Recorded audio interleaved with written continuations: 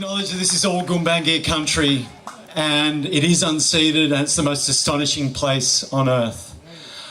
I'm going to tell some truths about what's gone on in the Great Koala National Park, and I'm going to pay respect to Ashley Love as the godfather of the Great Koala National Park. I'm going to pay the deepest respect to all the people who are stepping up to protect and defend these globally significant forests within the Great Koala National Park. We've heard about Clouds Creek, we've got Pine Creek, we've got people at Newry, we've got people at Tucker's Knob. People are stepping up to protect and defend the fabric of life around us. Ashley and I, about 12 years ago, met with the lady who's now in charge of government business in the upper house, Penny Sharp. We met at the Coffs Harbour Yacht Club. We presented the Great Koala National Park to her, 176,000 hectares of the best koala habitats on earth. She endorsed that. Luke Foley, her boss at the time, endorsed that. The Labor Party since then has endorsed the full park. Tragically, we've seen giant chunks in the order of tens of square kilometres taken out of these globally significant forests by a government that promised to protect these forests.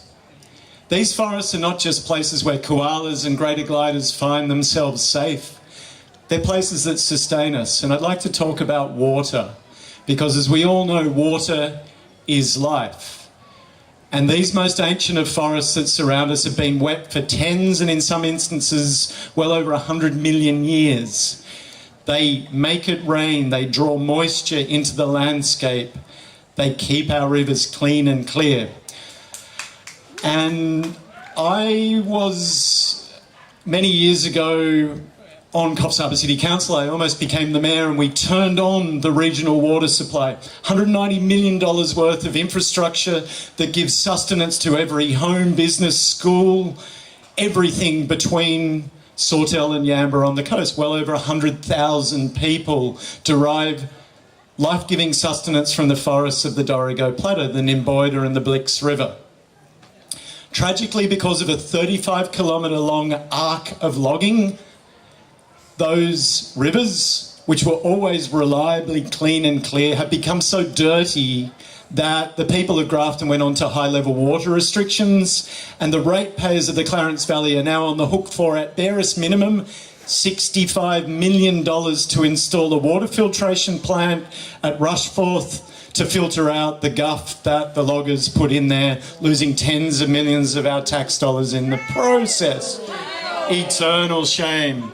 It's probably over $100 million by the time that is built. That money does not exist. So the ratepayers of the Clarence Valley either need to be hit with a special rate levy, or Daniel Mookie, the Treasurer, needs to come up with a bag of $100 million. Seriously. And I'm going to talk about something a little bit more shameful, folks.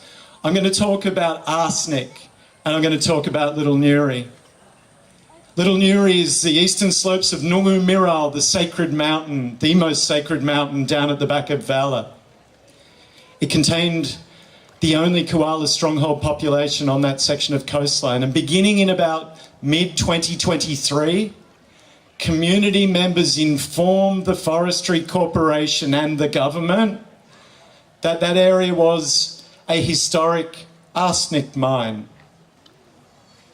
They told them that, and these were various incorporated entities, including the Nambucca Valley Conservation Association and Forest Ecology Alliance and Friends of Newry, told the government that the last thing that needs to happen there is logging. If you remove that vegetation and you churn those soils, you will mobilise arsenic, toxic, poisonous arsenic.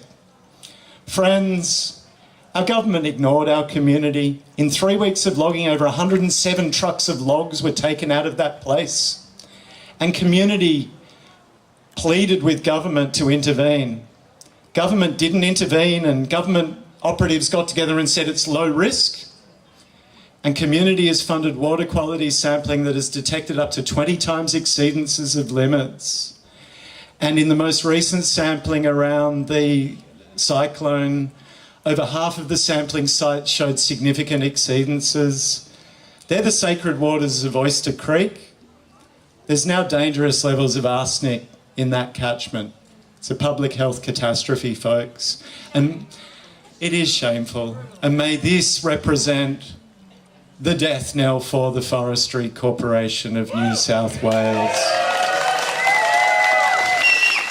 More than anything, folks, we need to bring the Forestry Corporation of New South Wales to an end peacefully and non-violently, because we owe it to our children and all generations to come.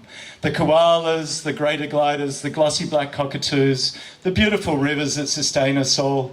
The best thing we can do for one and all is to shut down the Forestry Corporation. May we bring that, folks, and may we bring life and safety to this and all coming generations by doing so. Make the change.